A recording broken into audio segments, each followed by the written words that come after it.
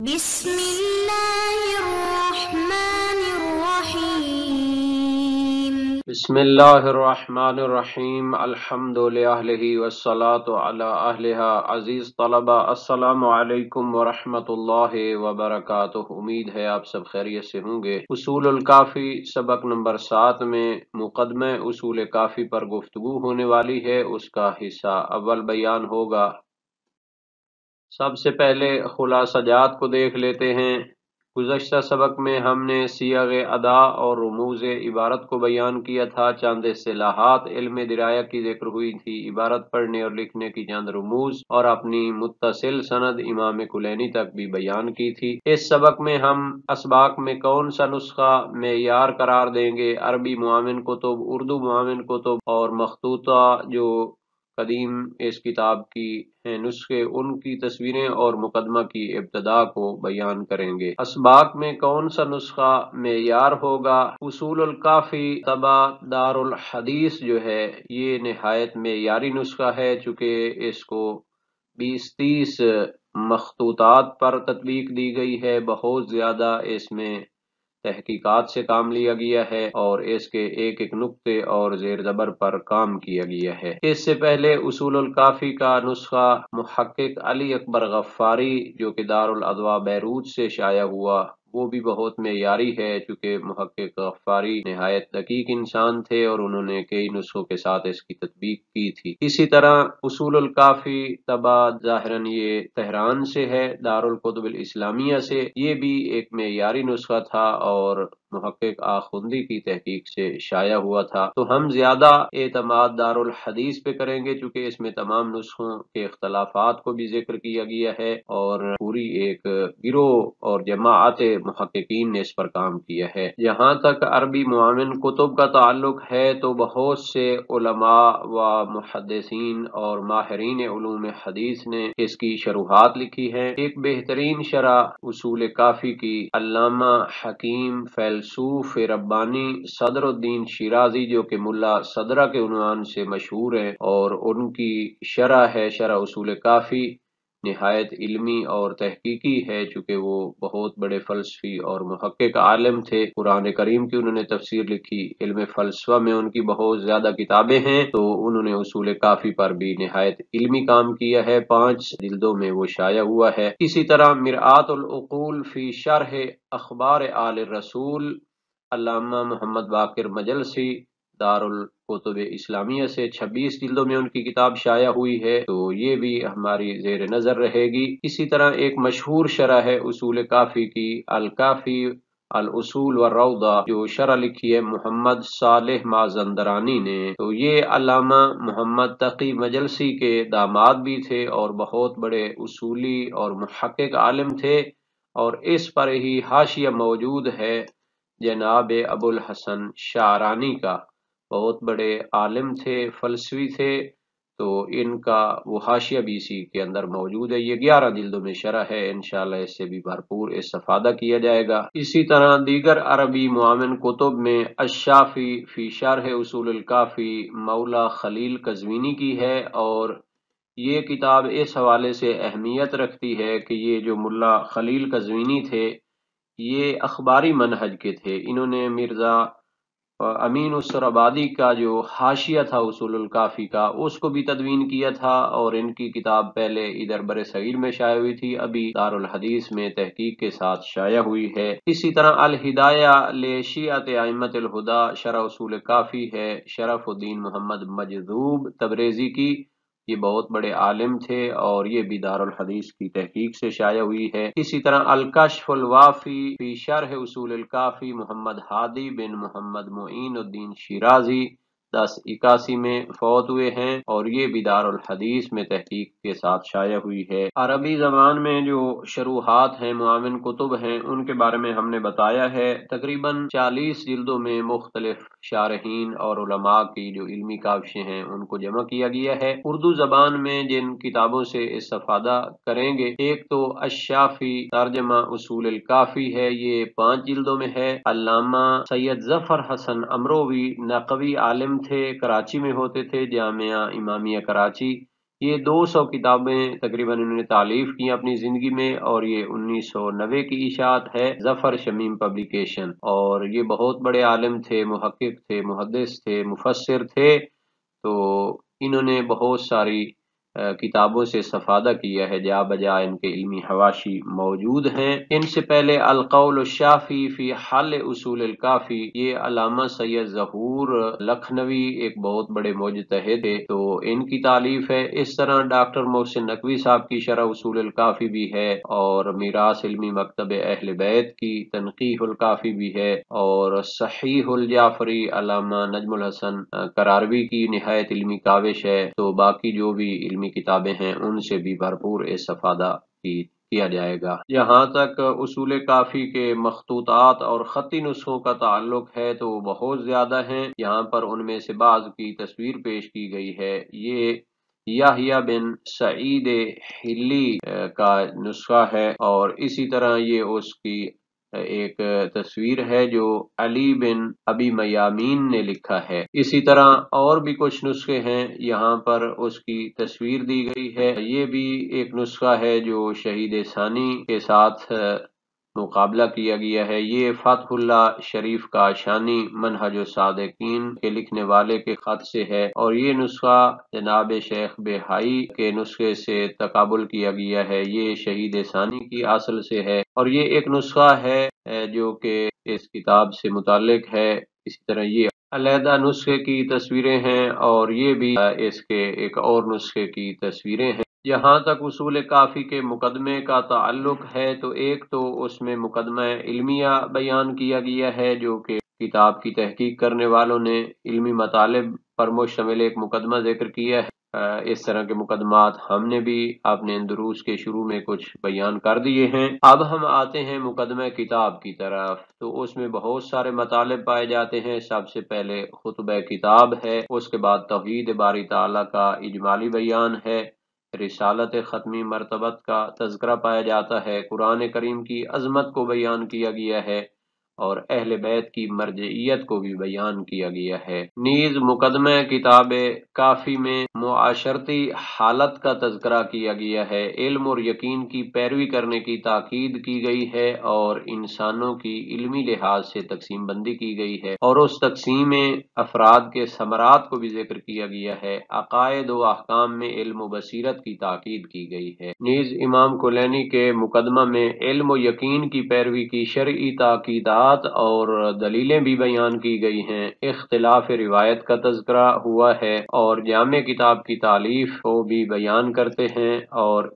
اختلاف روایت اور تعارض احادیث کا اجمالی رائے حل بھی بیان کرتے ہیں، اور کتاب کی ابحاث کا خلاصہ بھی پیش کیا گیا ہے۔ تو یہ ایک نہایت جامع اور نہایت علمی مقدمہ ہے۔ انشاءاللہ اس کے مطالب پر تفصیل کے ساتھ گفتگو ہونے والی ہے۔ امام کلینی کے مقدمے کے حوالے سے گفتگو ہو سکتی ہے کہ آیا یہ اس کتاب کا جز ہے یا نہیں ہے، تو امام کلینی کی کتاب کے تمام نسخوں میں یہ مقدمہ موجود ہے، اور علماء اور محدثین نے اس کو اپنی کتابوں میں ان کی طرف نسبت دی ہے، اس سے اقتباسات لیے ہیں، لیکن بہت سے مترجمین نے اس کو ترجمہ نہیں کیا، تو یہ ایک شبہ انگیز بات ہوتی ہے، اور مقدمہ کے مطالب امام کلینی کی فکر کے موافق ہیں۔ یہ بھی ایک قرینہ ہو سکتا ہے کہ یہ کتاب کا حصہ ہے، لیکن جو مترجمین اس کا ترجمہ نہیں کرنا چاہ رہے تو وہ ان کی اپنی ایک سوچ ہو سکتی ہے، ان کے اپنے مسالے ہو سکتے ہیں۔ اس وجہ سے ہم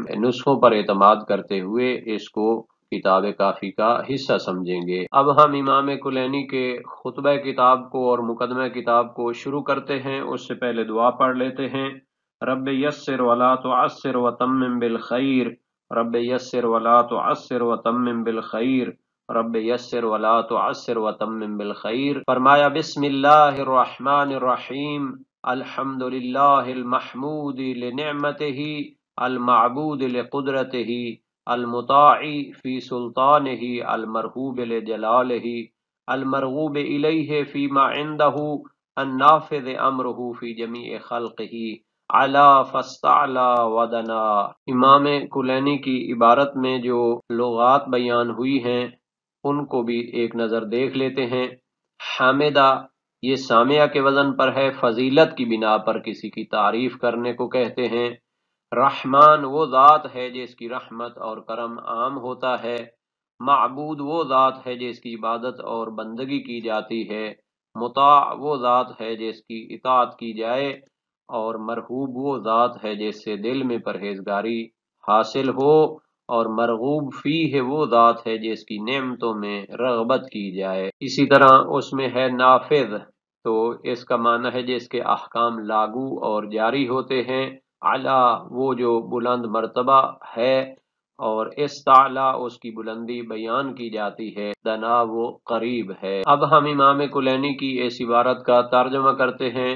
شروع کرتا ہوں اللہ کے نام سے جو رحمان اور رحیم ہے، نہایت رحم کرنے والا اور مومنین پر ہمیشہ رحم کرنے والا ہے۔ الحمدللہ المحمود لنعمتہ، تمام تعریفیں اس ذات اللہ کے لیے ہیں جس کی حمد بیان کی جاتی ہے، لنعمتہ چونکہ اس نے اپنی مخلوقات پر نعمتیں عطا کی ہیں، المعبود لقدرتہ اور اس کی عبادت اور پرستش اور بندگی کی جاتی ہے کیونکہ وہ قدرت رکھتا ہے، اور وہ تمام جو مظاہر قدرت ہیں اس دنیا میں وہ اس کی عطا ہیں، المطاع فی سلطان ہی اور وہ ذات ہے کہ جس کی سلطان اور حکومت کی بدولت اس کی اطاعت کی جاتی ہے، المرحوب لجلال ہی جس کے جلال اور عظمت کی وجہ سے دلوں میں اس کا رعب اور خوف ہوتا ہے،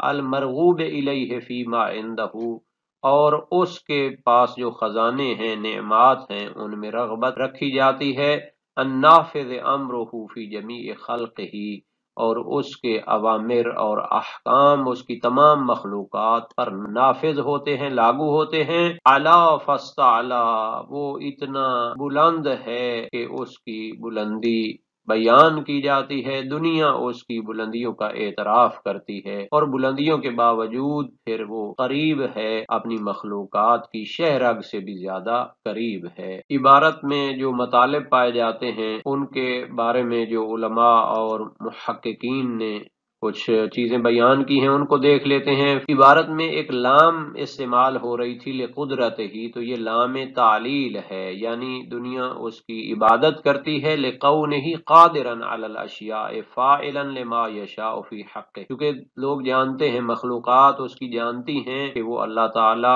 قادر مطلق ہے اور جو چاہتا ہے وہ انجام دیتا ہے، فیعبدونہ اما خوفا وطمعا او اجلالا وتعظیما، تو اس کی عبادت کرتے ہیں یا خوف اور طمع کی وجہ سے یا اس کی عظمت کا اعتراف کرتے ہوئے۔ علامہ محمد باقر میر داماد کی کتاب ہے الرواشع السماویہ، جو کہ ملا صدرہ کے استاد بھی تھے، اس میں یہ مطلب موجود ہے۔ اسی طرح مرآت العقول میں علامہ محمد باقر مجلسی نے فی سلطان ہی کے بارے میں فرمایا، فی ما ارادہ منا علی وجہ القہر والسلطنہ لا فی ما ارادہ منا وامرنا بہ علی وجہ الاقدار والاختیار، یعنی اس کے عوامر قہری اور عوامر تکوینی مراد ہیں، نہ کہ عوامر اختیاری مراد ہیں، تشریعی مراد ہیں کہ جو ہم اپنے اختیار سے انجام دیتے ہیں۔ او بے سبب سلطنت ہی و قدرت ہی علی ما یشاء، حاشیہ مرزا رفیعہ صفحہ 31 اور شرح ملا سالم مازندرانی جلد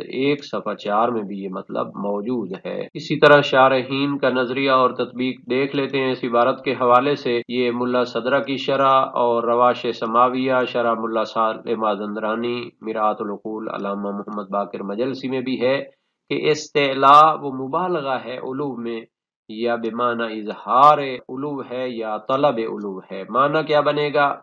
یا وہ مبالغہ علو میں ہو، والمعنی علی الاول علا فی رتبتہ عن رتبت المخلوقین، کہ وہ رتبہ مخلوقین سے بہت بلند اور برتر ہے، فاستعلا وتنزہ عن صفات المخلوقین، یعنی وہ صفات مخلوقین سے منزہ اور بلند و برتر ہے۔ دوسرے معنی کی نسبت کان عالیا من الذات والصفات فاظہر علوہ بالایجاد، اور تیسرے معنی کی بنیاد پر ہوگا لا بد من ارتکاب تجوز، کے اس میں کوئی مجاز گوئی مراد لینی پڑے گی، اے طلب من العباد ان یعدوہ عالیا ویعبدوہ۔ اسی جگہ پر علامہ میر داماد نے جو مطالب بیان کیے ہیں ان کو دیکھ لیتے ہیں۔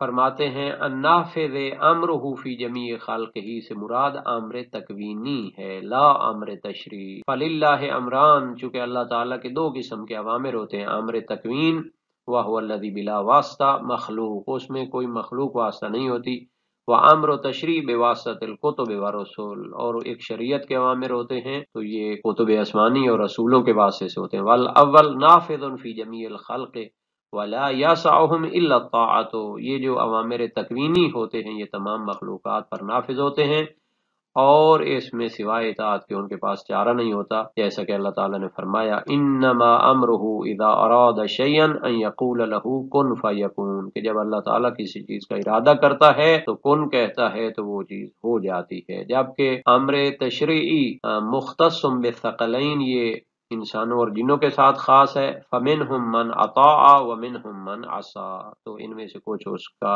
اطاعت کرتے ہیں، کچھ اس کی عصیان اور نافرمانی کرتے ہیں۔ اسی طرح علامہ میر داماد کی کتاب میں ایک بہترین چیز بیان کی گئی ہے کہ علو اور بلندی جو ہوتی ہے یہ ایک لفظ مشترک ہے، علی معان ثلاثہ، اس کے تین معنی ہو سکتے ہیں۔ الاول العلو الحسی المکانی، ایک مرتبہ بلندی سے مراد ہوتا ہے جو محسوس بلندی ہوتی ہے مکان کے لحاظ سے، ایک چیز دوسری سے اوپر ہو، ارتفاع بعض الاجسام علی بعض۔ الثانی العلو التخیلی، کما یقال للملک الانسانی، جیسے ایک بادشاہ کو کہا جاتا ہے انہ اعلی الناس، اے اعلیہم فی الرتبۃ المتخیلۃ کمالا۔ الثالث العلو العقلی، کما فی بعض الکمالات العقلیۃ التی بعضها اعلی من بعض، تو یہاں پر اللہ تعالیٰ کی ذات کے بارے میں علو حسی مکانی بھی مراد نہیں ہو سکتا، چونکہ وہ جسم و جسمانیات اور مکان اور زمان سے مبرہ ہے۔ علو تخیلی بھی مراد نہیں ہو سکتا کہ ہم کہیں کہ ایک عارضی طور پر ایک خیالی اس کے لیے بلندی ہے، بلکہ علو عقلی ہے، یعنی ذات باری تعالی واجب الوجود ہے اور وہ تمام مخلوقات اور ممکنات کی خالق ہے، اس کا رتبہ عقلی لحاظ سے اور حقیقی اور ذاتی لحاظ سے بلند ہے۔ بس آج کے سبق کا خلاصہ یہ ہو گیا کہ اس میں ہم نے اسباق میں جو نسخے استعمال کرنے ہیں ان کا ہم نے ذکر کیا ہے کہ کون سے معیاری نسخے ہیں، عربی معاون کتب اور شروحات اور اردو معاون کتب اور شروحات و تراجم، سور مخطوطات اور مقدمہ کی ابتدا کی ہے۔